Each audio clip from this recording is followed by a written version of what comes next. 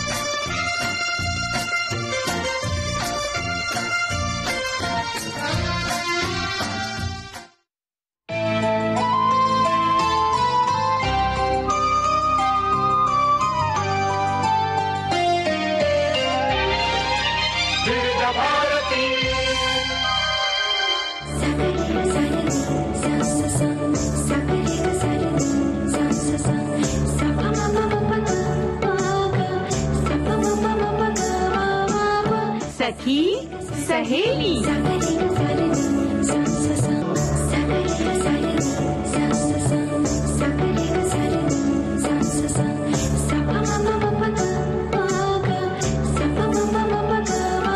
सखी सहेली।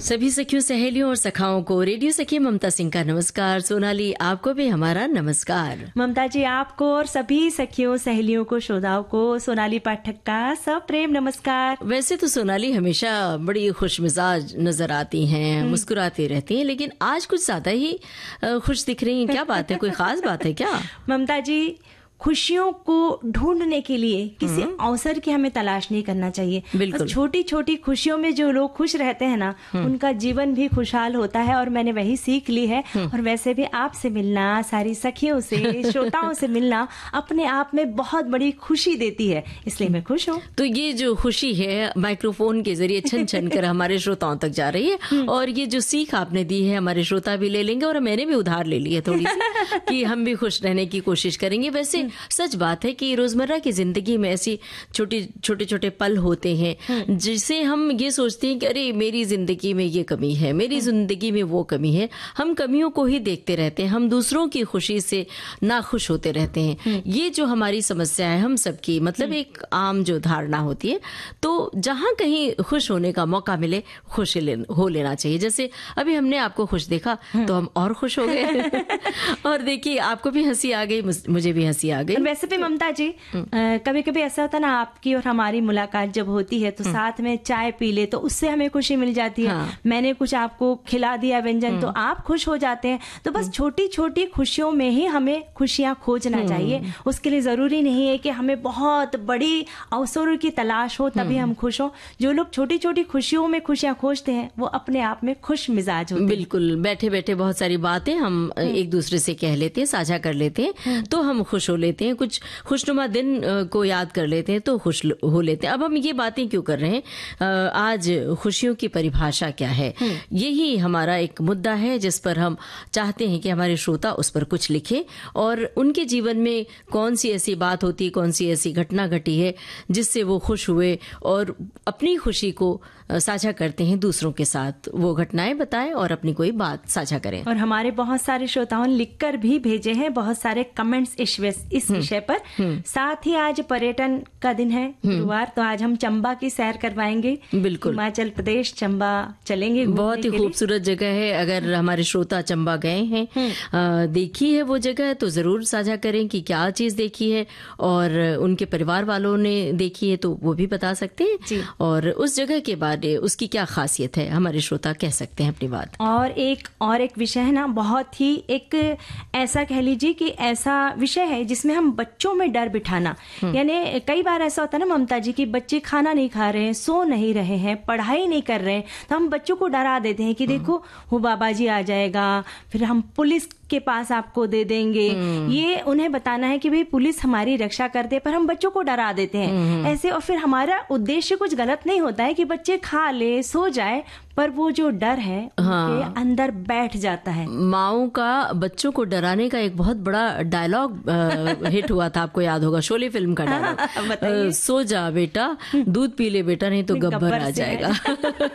तो ये जो माओ का डराने का तरीका होता है वो कई बार बहुत ही गलत साबित होता है, क्योंकि बड़े होने तक वो डर उनमें बैठ जाता है और उसे निकालना बहुत मुश्किल होता है। तो क्या कोई ऐसा डर आपके जहन में भी बैठा हो, मतलब हमारे श्रोताओं के जहन में, और आपके मन में कोई बैठी हुई बात तो आप भी बता सकती हैं क्योंकि हम सब के मन में होता है कि पुलिस वाले जबकि हमारी रक्षा के लिए होते हैं, हम सब के मन में अरे पुलिस आ जाएगी भागो यहाँ से, ये जो डर होता है, इस बारे में हमारे श्रोता साझा करें अपनी बात। और साथ ही आज खास दिन है, एक विश्व रेड क्रॉस दिवस है आज, तो उस बारे में भी हम चर्चा करेंगे। तो अब क्या करें, गाना सुन ले, सुनते हैं।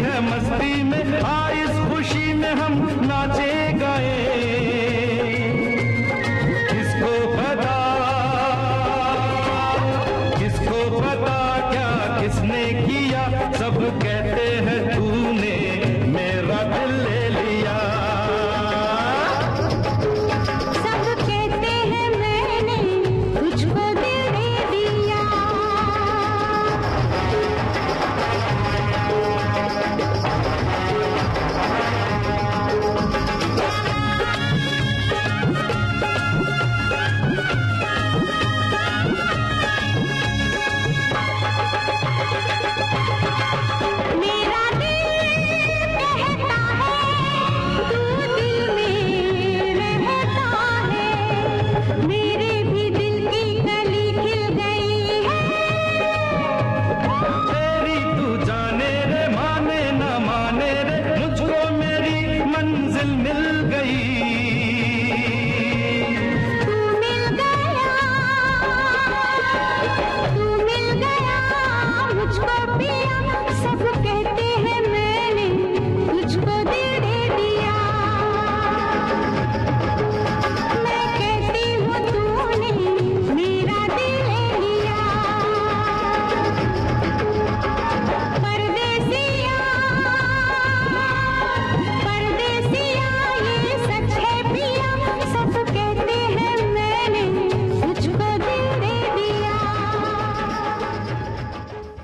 मिस्टर नटवरलाल फिल्म का गाना था। लता मंगेशकर, किशोर कुमार और साथियों की आवाजें थी। सोनाली, आज है विश्व रेड क्रॉस दिवस। प्रत्येक बरस 8 मई को विश्व रेड क्रॉस दिवस के रूप में मनाया जाता है। ये दिन याद किया जाता है। ये दिन करुणा और सेवा की भावना के लिए समर्पित है। रेड क्रॉस एक ऐसी अंतर्राष्ट्रीय संस्था है जो आपदा, युद्ध, महामारी या किसी भी प्रकार के संकट की स्थिति में मदद करती है।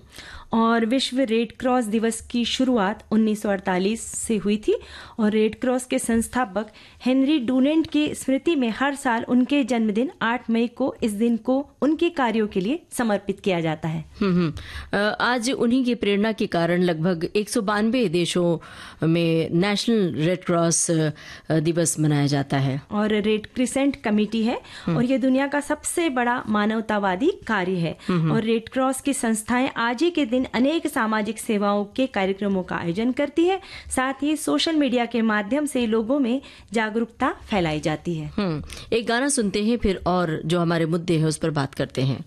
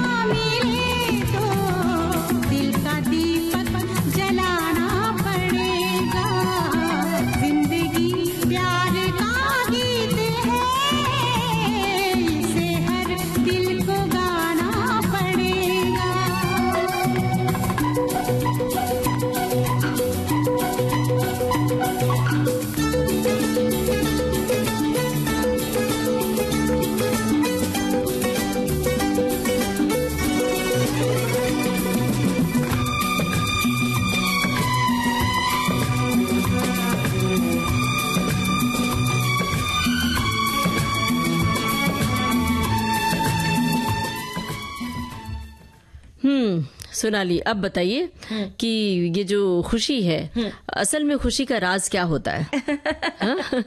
हंस देना खुशियों का अर्थ है प्रसन्नता, मतलब यूं ही हंस देना।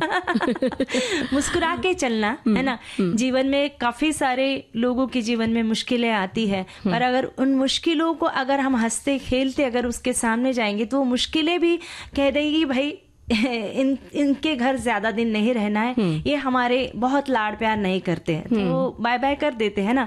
तो बस खुश रहना है, और परिस्थितियां तो ऐसे विकट आती भी है तो उन्हें बहुत ज्यादा उनके बारे में सोचना नहीं है और खुश रहना है। बिल्कुल, क्योंकि ऐसा नहीं कि परिस्थिति आई है तो वो अडिग है, वो जाएगी भी, परिस्थिति खत्म भी होती है, दुख के दिन बीतते हैं और खुशियों के लम्हे आते ही हैं।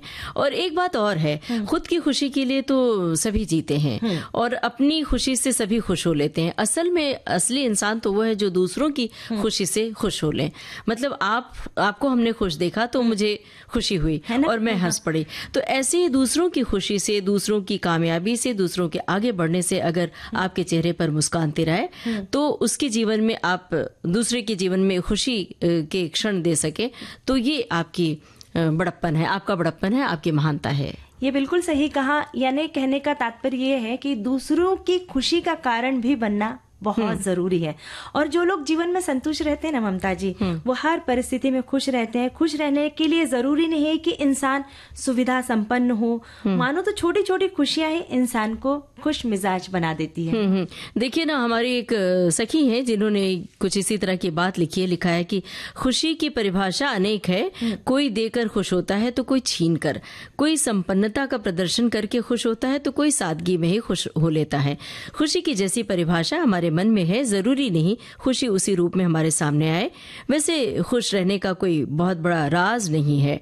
जब आप सुबह सोकर उठते हैं तो आपके पास दो विकल्प होते हैं, या तो आप खुश रहें या फिर दुखी। खुश रहने के लिए आत्मा साफ होनी चाहिए, ऐसी आंखें होनी चाहिए जो साधारण से दृश्य में रोमांस खोज ले। खुशी की छोटी सी परिभाषा मेरी नजरों में यूं है कि 1 घंटे की खुशी के लिए झपकी ले, 1 दिन की खुशी के लिए पिकनिक पर जाएं, जिंदगी भर की खुशी के लिए किसी जरूरतमंद की मदद करें। और विविध भारती से प्रसारित प्रत्येक कार्यक्रम बिना नागा सुनिए, मेरा यकीन करिए आप हमेशा खुश रहेंगे। क्या बात है, क्या बात है। बहुत सुंदर विचार। और एक हमारे साथी लिखते हैं कि खुशी मिलती नहीं, अपने मन से पैदा होती है। खुशी का सही अर्थ संतोष और खुशहाली की स्थिति है जो आनंद, संतुष्टि और पूर्णता की भावनाओं से जुड़ी है। यह केवल नकारात्मक भावनाओं की अनुपस्थिति ही नहीं है, बल्कि मन की सकारात्मक स्थिति है जिसमें उद्देश्य की भावना, खुद के साथ और दूसरों के साथ जुड़ाव शामिल है। जी बिल्कुल सही कहा इन्होंने। अब एक श्रोता हमारे लिख रहे हैं कि हर किसी की खुशी का दायरा अलग अलग होता है। किसी कार्य को करने से मन को सुकून मिले वो खुशी है। शिशु माँ की गोद में खुश रहता है, माँ अपने बच्चों की खुशी में खुश होती है। विद्यार्थी अच्छे नंबर पाकर खुश होता है, लहलहाती फसल देखकर किसान खुश होता है। इस तरह हर किसी को अपने क्षेत्र की सफलता या वो जो चाहता है मिल जाए, वो उसकी खुशी बन जाती है। इसे प्राप्त करने के लिए कहीं भटकने की जरूरत नहीं होती है। जो हमारे सामने है उन सब छोटी मोटी बातों में खुशी ढूंढ लेना चाहिए। अब जैसे कि कोई पुराना मित्र सालों बाद मिले या उससे मिलने की उम्मीद न हो तो वो खुशी। और जो इन्होंने बात लिखी है कि हर कोई अपने अपने क्षेत्र में खुशी ढूंढ लेता है। अब जैसे हम भी तो खुशी ढूंढ लेते हैं जब श्रोताओं की खुश मिजाज वाली खुशी भरी टिप्पणी आती है, तो हम भी खुश हो लेते हैं। जी, हमारे एक साथी लिखते हैं, खुशी को दैनिक जीवन के छोटे छोटे क्षणों में भी पाया जा सकता है, जैसे कि परिवार के साथ समय बिताना, दोस्तों के साथ हंसना या अपनी पसंद की गतिविधि करना। खुशी जीवन की गुणवत्ता में सुधार करती है क्योंकि यह हमें जीवन के प्रति एक सकारात्मक दृष्टिकोण प्रदान करती है और हमें अपने लक्ष्यों को प्राप्त करने के लिए प्रेरित करती है। क्या बात है। अब हमारी तो लिखती है, अभी तो मेरे यहाँ चारों तरफ खुशियां ही खुशियां हैं, 2 नाती है घर में और पूरा घर खुश है, किलकारी और खुशियों से भरा हुआ है। क्या बात है भाई। देखिए हमारे एक श्रोता ने लिखा है कि जब हम खुशी को परिभाषित कर लेते हैं तब जो खुशी मिले उसे खुशी कह सकते हैं। किसी की मुस्कुराहटों पे हो निसार, किसी का दर्द मिल सके तो ले उधार। तब दिल को जो सुकून मिलता है वो किसी खुशी से कम नहीं। सखी सहेली की बात कहूँ तो आपके साथ, मतलब हम लोगों का नाम लिखा है, आपके साथ साथी उद्घोषक जो हफ्ते या 15 दिन में एक बार आती हैं, वो फिर नाम लिखे हैं सोनाली बिटिया हो, नेहा बिटिया, और इन सब की आवाज़, आप सबकी आवाज़ सुनकर जो खुशी मिलती है इतने दिल से कि दिल में ना समाए, पलक बंद कर कान खोल कर सुन लूं तब दिल खुश हो जाए। क्या बात है, क्या बात है, बहुत बहुत शुक्रिया। जब किसी की बात सुनकर, किसी की आवाज सुनकर खुशी मिले तो जाहिर सी बात है कि उस इंसान की सफलता होती है। लगता है कि हम थोड़ी सी खुशी किसी को दे सके तो कितना अच्छा लगता है। तो इस बात से हमें भी बेहद खुशी होती है। सचमुच। हमारे एक साथी लिखते हैं, खुशियों की परिभाषा हर व्यक्ति की अलग अलग होती है। जब मैं नौकरी करता था तब दिवाली पे बोनस मिलने के बाद खुशी का ठिकाना नहीं रहता था। कुछ लोगों को गरीब, वरिष्ठ और शोषित लोगों की मदद करने में खुशी मिलती है।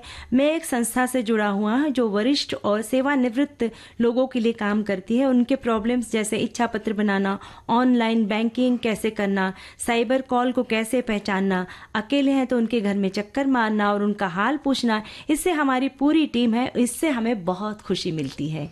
क्या बात है। हमारी एक श्रोता ने लिखा है कि खुशियों की परिभाषा साझा करूं तो बचपन में मुंबई शहर में मेरे पिताजी का ट्रांसपोर्टेशन का अच्छा व्यवसाय था।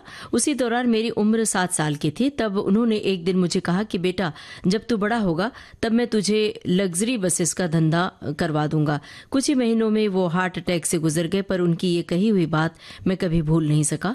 तब से लेकर आज तक इस रोजमर्रा की जिंदगी में मेरा मूड कितना भी खराब क्यों न हो, अगर कोई भी सुंदर लग्जरी बस अचानक सामने आ जाए, अगल बगल दिखे, तो मुझे आनंद होता है। मैं पागलों की तरह सेफ्टी का ख्याल रखते हुए उसके फोटो वीडियोस निकालता हूँ। मुझे मेरे पापा लग्जरी बसेस का व्यवसायी बनाना चाहते थे, पर उनके बाद उनके मार्गदर्शन की कमी के कारण मैं बन न सका। इसीलिए मैं कभी जिंदगी में मायूस नहीं हुआ, बल्कि रोने धोने के बजाय जी भर के लग्जरी बसेस का आनंद लेता हूँ। क्या बात है, क्या बात है, बहुत ही प्रेरणाप्रद आपकी बातें हैं।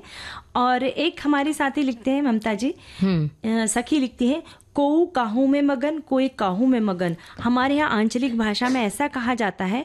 यहाँ मगर का तात्पर्य खुशी से है। कोई भगवत भजन करके खुश हो जाता है, तो कोई पत्थर तोड़कर, कोई संगीत में डूबकर, तो कोई कलेश फैलाकर। खुशी की परिभाषा सबके अलग अलग है। जिस कर्म को करके अपना मन प्रफुल्लित रहे वही आपकी खुशी है। क्या बात है भाई, अलग अलग खुशियों की परिभाषा है। एक सखी है जिन्होंने लिखा है कि हम तो बहुत छोटी छोटी खुशी से खुश हो जाते हैं। जैसे अभी बालकनी में गए तो पिंक कलर के गुड़हल के फूल को देखकर खुश हो गए और एक प्यारी सी बात बोलकर वीडियो बना लिया और अपने बच्चों को भेज दिया। उन्होंने लिख के भेज दिया, आपकी खुशी इनमें ही है, हमारी खुशी आपसे है। और एक श्रोता ने लिखा है कि हर स्थिति परिस्थिति में कुछ छोटी छोटी खुशियां खोज लेना चाहिए। दुख और तकलीफ तो कदम कदम पर रहती हैं। छोटी छोटी खुशियां बहुत ताकत देती हैं जिंदगी में। ये हमारे एक और सखी हैं। और एक हमारे साथी लिखते हैं, खुशी एक विमर्शशील और व्यक्तिगत अनुभव है। इसे हर कोई अपनी दृष्टि से देखता है। आपके उदाहरणों के माध्यम से स्पष्ट होता है कि खुशी का स्रोत कहीं दूर नहीं बल्कि हमारे चारों ओर ही है। छोटी छोटी बातों में, रिश्तों में, सफलता में और यहाँ तक कि प्रकृति के सुंदर रूपों में भी है। शिशु की खुशी, माँ का संतोष, विद्यार्थी की मेहनत का फल, किसान की फसल, ये सभी जीवन के विभिन्न रंग हैं जो हमें सिखाते हैं खुशी के मायने अलग अलग हो सकते हैं, लेकिन उनका अनुभव हमारे जीवन को समृद्ध बनाता है। क्या बात है। हमारे एक 2 टिप्पणी एक साथ पढ़ रही हूँ। एक ने कि सारे विषय रोचक हैं, खुशियों की परिभाषा समझेंगे, विविध भारती के सुरीले गीतों पर चंबा का पर्यटन करेंगे, ये खुशी है। एक श्रोता ने लिखा है कि 2 नाती है घर में और पूरा घर किलकारियों और खुशियों से भरा हुआ है। और बहुत सारे हमारे साथी भर भर के कमेंट्स लिख रहे हैं। हमारे एक साथी ने लिखा है कि खुशियों के लिए किसी माध्यम की आवश्यकता नहीं होती है, यह स्वभाव की बात है। यदि आप खुश नहीं हैं तो बेहतर होगा कि आप इसके बारे में चिंता करना बंद कर दें। चिंता से हमें समस्याओं का समाधान नहीं मिलता है। खुश रहने के लिए कुछ बातों पर विचार करना आवश्यक है। अगर मन में कोई ऐसी बात है जो निरंतर दुख दे रही है तो उसे भूल जाना ज्यादा बेहतर होगा। भविष्य की चिंता भविष्य पर ही छोड़ देनी चाहिए। भविष्य की चिंता में वर्तमान को क्यों पीड़ा दे और अपनी तुलना किसी से ना करे। दूसरों से जुड़ाव, लगाव और अपनत्व भी हमें बहुत सारी खुशियां देते हैं। बहुत बहुत शुक्रिया अदा कर रहे हैं इन सभी श्रोताओं का। देख रहे हैं और पलट रही हैं, कुछ और टिप्पणी है क्या आपके हाथ में? है ना। हमारे एक साथी लिखते हैं कि खुशी की कोई निश्चित परिभाषा या पैमाना नहीं होता। हर व्यक्ति को अलग अलग चीजों से खुशी मिलती है। कुछ लोगों को भौतिक सुखों से, मानवीय संबंधों से खुशी मिल सकती है, लेकिन खुशी एक भावनात्मक स्थिति है जो मन की परिस्थितियों पर निर्भर करती है। मुझे अपने पास अपने द्वारा रखे गए पात्र से पक्षियों को पानी पीते देख खुशी मिलती है और लगाए गए पेड़ों में नए कोपल देखकर भी मुझे बहुत खुशी मिलती है। क्या बात है। तो अपनी इन सारी खुशियों को अपने पास सहेज कर रखनी चाहिए। फिलहाल हमें लेना चाहिए एक ब्रेक।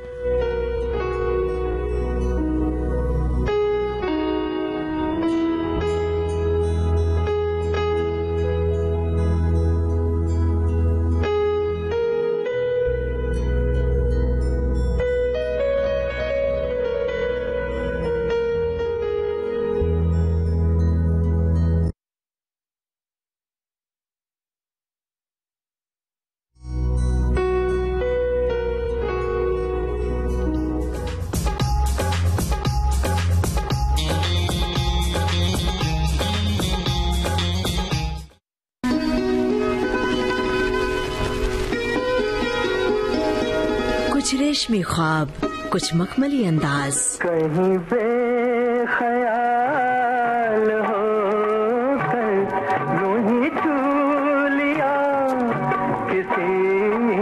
सुनहरे दौर के सदाबहार गानों की महफिल, जाने क्यों लोग मोहब्बत किया करते हैं। सोमवार से शनिवार दिन में 2:30 बजे सिर्फ विविध भारती पर। सदाबहार नगमे, जहाँ चलेगा मेरा साथ होगा, मेरा साया मेरा।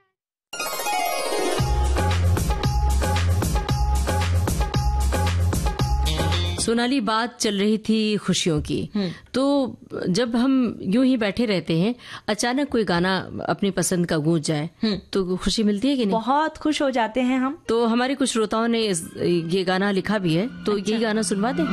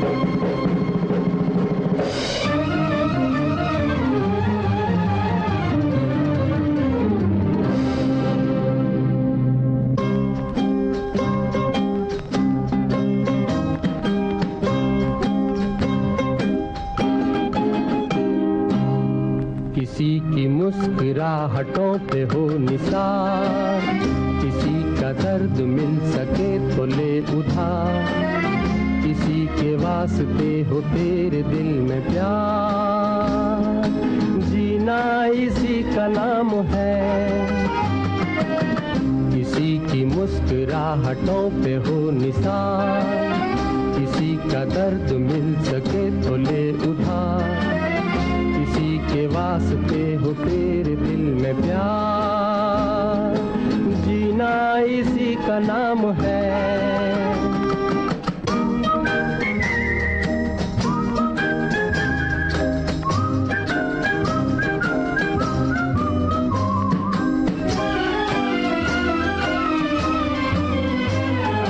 माना अपनी जेब से फकीर है, फिर भी यारो दिल के हम अमीर हैं।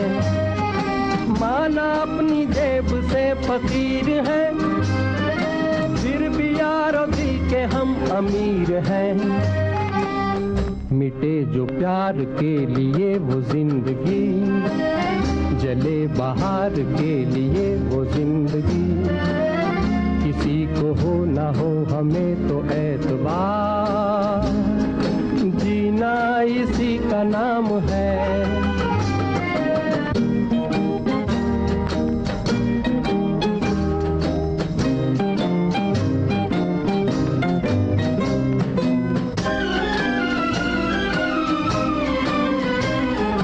रिश्ता दिल से दिल के एतबार का, जिंदा है हम ही से नाम प्यार का।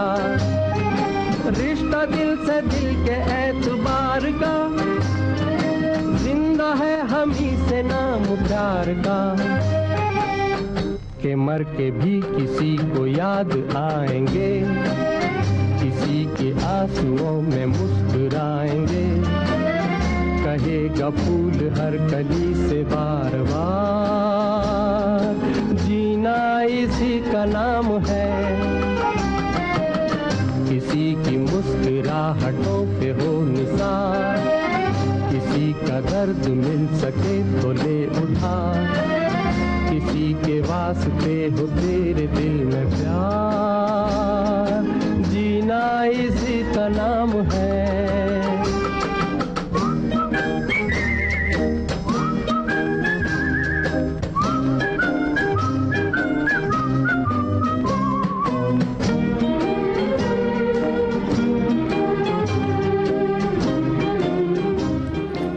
तो सोनाली, आज कहीं घूमने चलने का इरादा था ना? हाँ, चलते हैं ना, चंबा चलते हैं ममता जी। वैसे तो मुंबई में बारिश हो गई है और बरसात के मौसम में घूमने का आनंद कुछ और ही ज्यादा होता है।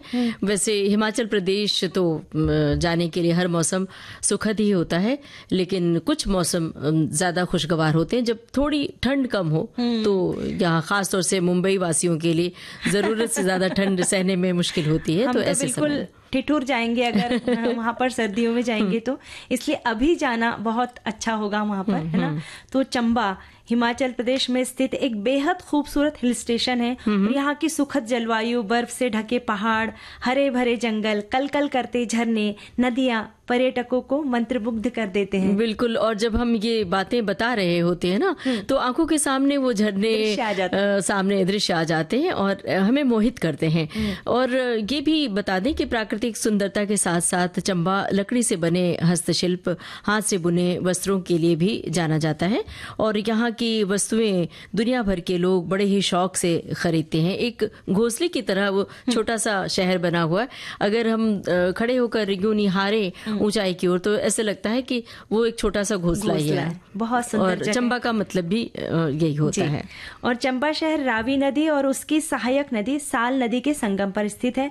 और चंबा घूमने का सबसे अच्छा समय अप्रैल से जून तक है, क्योंकि तब यहाँ पर मौसम सुहाना होता है। तापमान 15 से 20 डिग्री तक रहता है। सड़क मार्ग से आप जा सकते हैं, रेल या वायु मार्ग के माध्यम से आप चंबा जा सकते हैं।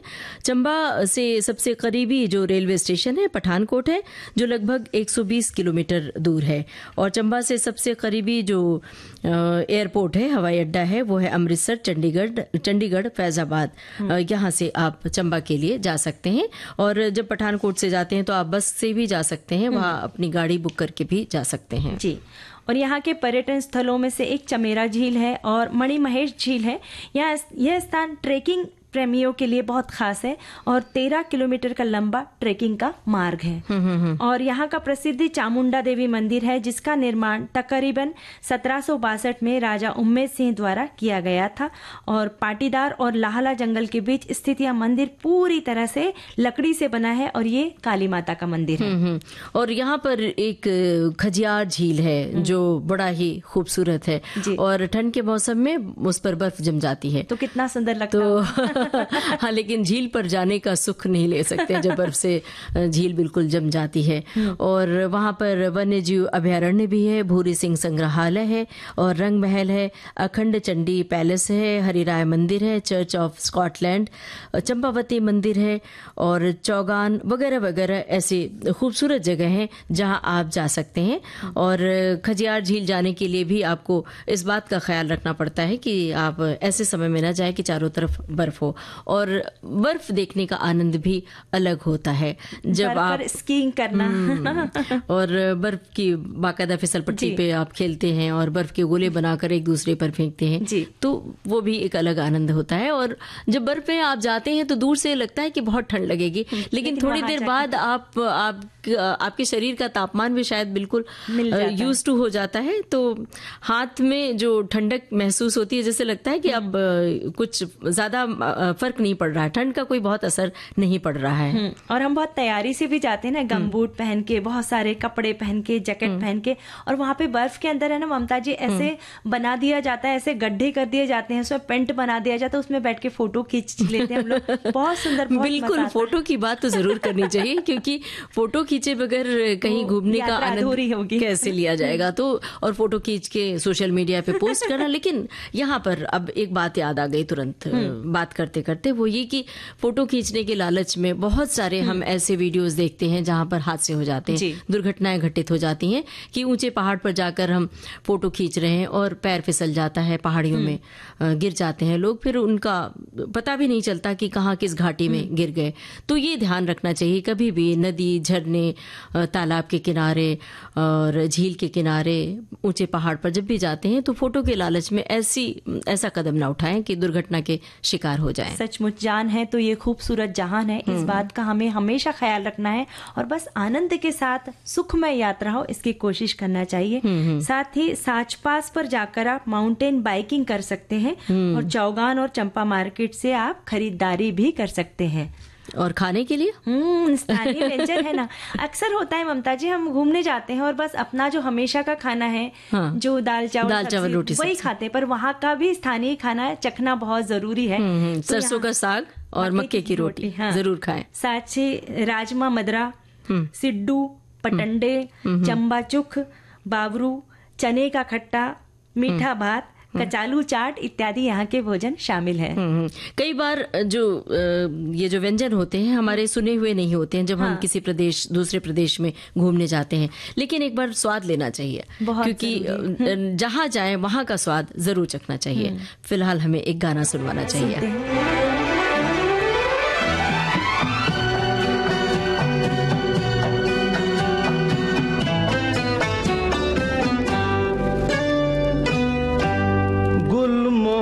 गर तुम्हारा नाम होता, गुलमोहर गर तुम्हारा नाम होता, मौसमे गुल को हंसाना भी हमारा काम होता, गुलमोहर गर तुम्हारा नाम होता।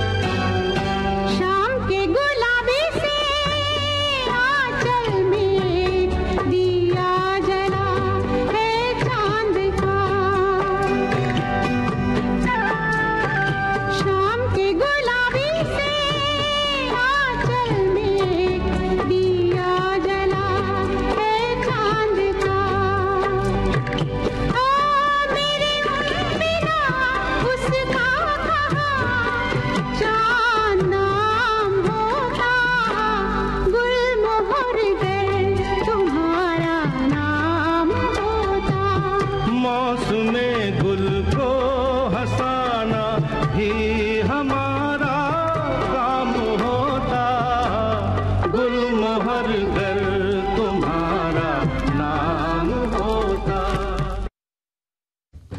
ममता जी, हमारे कुछ साथी भी इस विषय पर कमेंट लिख रहे हैं।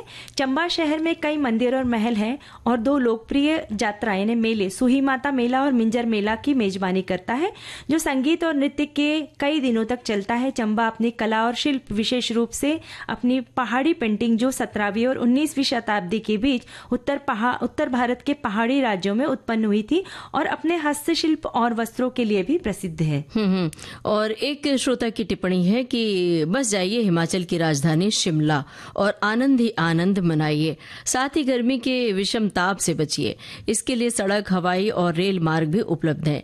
बस केवल इच्छा शक्ति की ही जरूरत है, जिसके आगे धन शक्ति भी कोई विशेष मायने नहीं रखती। भाई जो जहां पर जिस शहर में रोजगार करते हैं, जिनकी आजीविका है, वो जाकर कहीं बस जाएंगे शिमला की खूबसूरती से मोहित होकर, तो खाएंगे क्या, परिवार कैसे चलेगा। लेकिन हाँ, इनकी जो मासूम सी टिप्पणी है, इनके इस बात के लिए शुक्रिया अदा करते हैं। और अब क्या करना है? आज मुझे कुछ डराना है। डरने से बचाना है। डर गई ना सोनाली? डर गई मैं कि आप ये क्या कह रही हैं। देखिए, ऐसे ही होता है कि हम अचानक कोई बात कहते हैं छोटे बच्चों से, और छोटे बच्चे डर जाते हैं। कहते वो देखो, वहाँ उधर देखो, वो कुछ साया दिख रही है, वो देखो एक कीड़ा आ गया, अभी तुमको काट लेगा, वो देखो शेर आ गया। हाँ, तो बच्चे जिन चीजों से डरते हैं, हम उन्हीं को इंगित करते हैं और कहते हैं वो देखो ऐसा हो गया, और बच्चे सहम जाते हैं। और जो बचपन का डर होता है, वो आगे चलकर वो डर उनके लिए मुश्किल पैदा करता है। फिर वो जब कभी किसी मंच पर जाते हैं, सार्वजनिक जगह पर कुछ बोलना चाहते हैं या कुछ अपनी मर्जी से कुछ करना चाहते हैं, तो वो डर उनके भीतर भर जाता है। अब जैसे हमारे एक साथी लिखते हैं कि छोटे बच्चे तेज आवाजों से भी डर सकते हैं, जैसे कि गड़गड़ाहट या आतिशबाजी। बच्चों को चोट लगने, मौसम या खतरे की चिंता हो सकती है। बच्चे उससे बड़े होते हैं तो वे असली और दिखावटी चीजों के बीच अंतर करना सीख जाते हैं। इस उम्र में वे उन चीजों से डरना शुरू कर सकते हैं जो वास्तविक जीवन में हो सकती है। दरअसल हम ये बात डराने की कर रहे थे, बच्चों के मन में डर कैसे बैठ जाता है ममता जी। कई बार इसके पीछे हमारा इंटेंशन गलत नहीं होता है कि बच्चा खाना खा ले, बच्चा सो जाए, बच्चा पढ़ाई कर ले या फिर शरारत ना करे, इसलिए हम बच्चों को डराते कि भाई फलाना आ जाएगा, तुम ऐसे कर लो। पर वो डर जो है उनके मन में बैठ जाता है। अब जैसे देखिए ना कि जब हम छोटे थे उस वक्त रात को चौकीदार आते थे, सीटी बजाते थे, डंडा बजाते थे, पर हमारे एक पड़ोस में एक लड़की थी, उसे बोलते थे कि भाई तू अगर ये नहीं करेगी तो चौकीदार पकड़ के ले जाएगा। तो वो बोलती है कि शादी के बाद भी, यानी उनके बच्चे होने के बाद भी, जब चौकीदार आता था, डंडा बजाता था, सीटी बजाता था, तो उन्हें डर लगता था। हमें तो बहुत बड़े हो गए थे तब भी उस आवाज से डर लगता था। पता नहीं वो जो ठक ठक लाठी की आवाज होती थी रात के सन्नाटे में, वो आवाज मुझे भी बहुत डराती थी। तो ऐसी छोटी छोटी जो बातें होती हैं, छोटी छोटी, उनसे डराना नहीं चाहिए, बल्कि डर खत्म करना चाहिए। एक श्रोता ने लिखा है कि मेरा पोता किसी बात के लिए बहुत जिद कर रहा था। रात का टाइम था, मैंने उसे दूर से पुलिस को दिखाया और कहा पुलिस अंकल आ रहे हैं तो तुमको भी पकड़ लेंगे। उसने मेरी बात सुनी और तपाक से बोला, दादी झूठ नहीं बोलो, पुलिस अंकल बच्चों को नहीं पकड़ते हैं, पुलिस हमारी हेल्प के लिए होती है, वो हमारी हेल्प करेंगे। क्या बात। तो ये तो दांव उल्टा पड़ गया कि बच्चे भी ऐसे तेज होते हैं जी।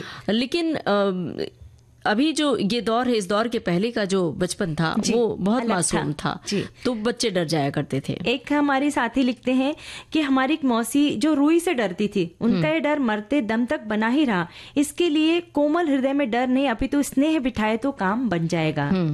और एक श्रोता ने लिखा है कि बच्चों के मन में डर बिठाना, मेरे साथ तो मामला उल्टा हो गया। मेरा बड़ा नाती जब भी मैं मोबाइल हाथ में लेती हूँ तो वो तुरंत कहता है, नानी फोन बंद कर दो नहीं तो बाऊ आ जाएगा। मोबाइल से दूर रखने के लिए हमने उससे कभी कहा था कि अब वो हमें सतर्क कर रहा है। तो बच्चे मन के सच्चे सचमुच ये तो बहुत छोटी छोटी बातें हैं, लेकिन असल में जब किसी बड़ी बात से हम डराते हैं तो बच्चे सचमुच सहम जाते हैं। जैसे कि कई बार चाइल्ड अब्यूज के मामले भी आते हैं जिसमें डर का ही मामला ज्यादा होता है। बच्चों को कुछ ऐसे वीडियो ले लेते हैं, कुछ ऐसे फोटोग्राफ्स ले लेते हैं, कपड़े बदल रहे हों बच्चे या उस समय उनका वीडियो ले लिया और डराए कि अगर तुमने ये काम नहीं किया तो ये वीडियो हम सबको दिखा देंगे, हम अपने इस ग्रुप में डाल देंगे, तुम्हारे दोस्तों को दिखा देंगे। तो इस तरह के डर बच्चों के मन में बहुत बुरा, उनके व्यक्तित्व पर बहुत बुरा प्रभाव डालते हैं। हमारे एक साथी लिखते हैं कि बच्चों को डरपोक नहीं बनाना चाहिए। उम्र के हिसाब से उन्हें समय समय पर अच्छे और बुरे के बारे में समझाकर बताते रहना चाहिए। डरपोक बनकर वे जीवन में आगे नहीं बढ़ पाएंगे। हिम्मती और साहसी बनाना चाहिए। बच्चों की मासूमियत बने रहने देना चाहिए। और ये गाना सुनवा देते हैं। घोड़े की दुम पे जो मारा हथौड़ा, दौड़ा दौड़ा दौड़ा घोड़ा दुम उठा के दौड़ा।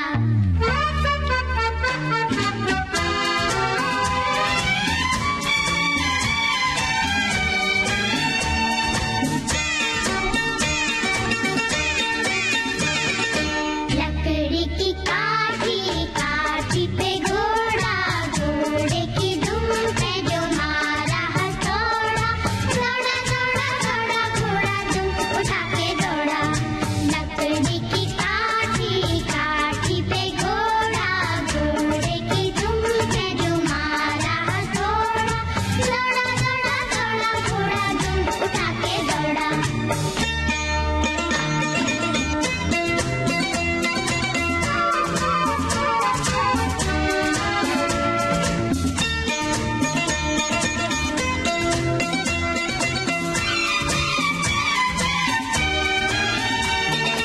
घोड़ा पहुंचा चौक में थाना आई, घोड़ी जी की नाई ने हजामत जो बनाई। टकबक टकबक टकबक टकबक। घोड़ा पहुंचा चौक में थाना आई, घोड़े जी की नाई ने हजामत जो बनाई। दौड़ा दौड़ा दौड़ा घोड़ा दुम उठा के दौड़ा। लकड़ी की काठी काठी पे घोड़ा, घोड़े की दुम पे जो मारा हथौड़ा, दौड़ा दौड़ा दौड़ा घोड़ा दुम उठा के दौड़ा।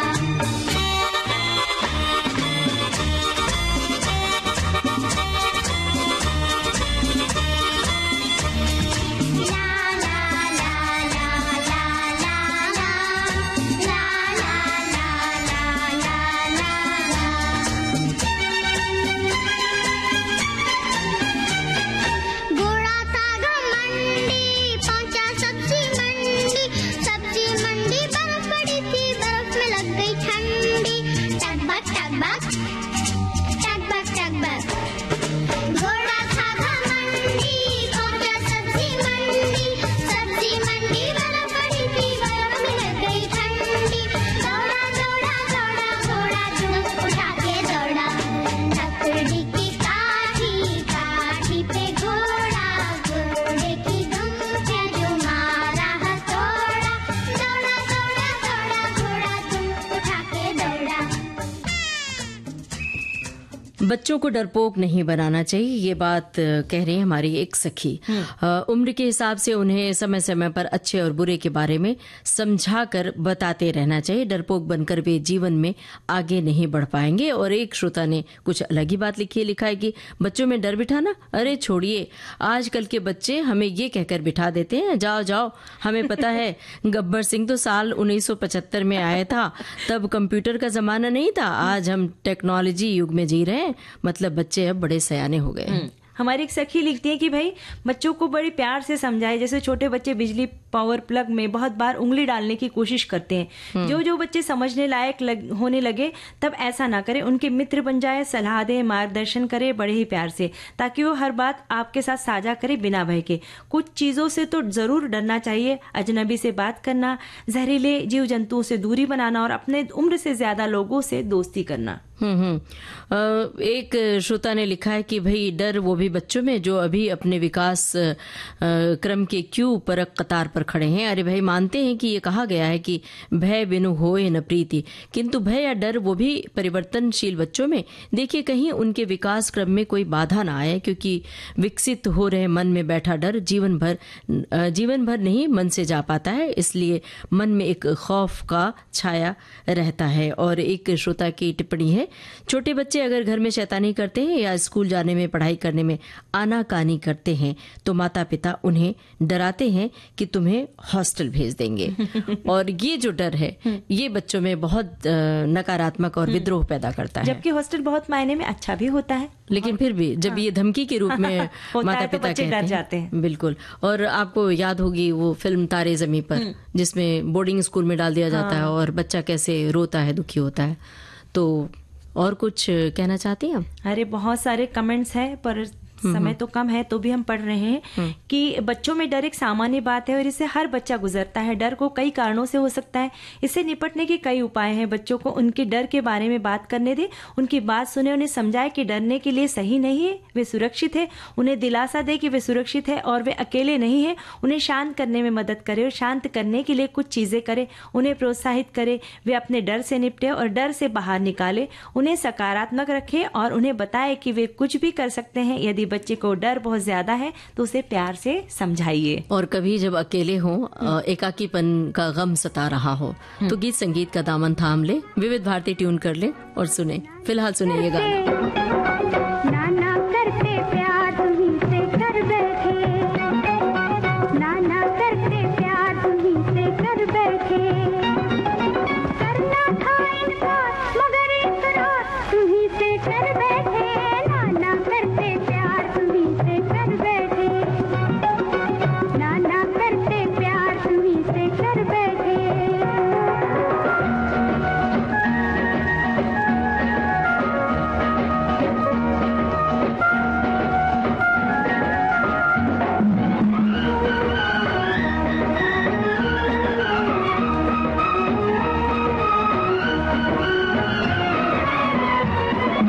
हमको है पता जो तुम्हारी दास्तां थी, होठों पे तो ना थी, होठों पे तो ना थी मगर दिल में आती। कोई दिल न देगा अनाड़ी अनजान को, हमने दे दिया है तो मानो एहसान को। हम भूले एक बार कि आखिरकार तुम्हीं से कर बैठे, नाना करते प्यार तुम्हीं से कर बैठे, करना था इनकार मगर इकरार तुम्हीं से कर बैठे, नाना करते प्यार तुम्हीं से कर बैठे।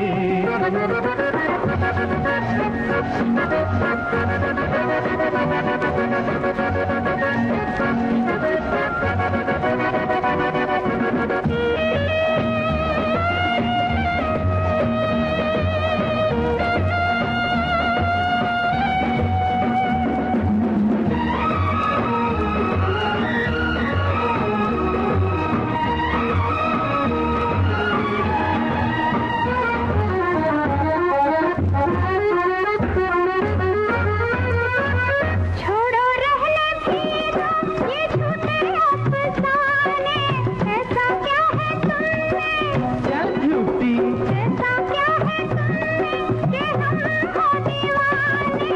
फिर भी तुमने ख्वाबों में आना नहीं छोड़ा, तीर नजरों के चलाना नहीं छोड़ा।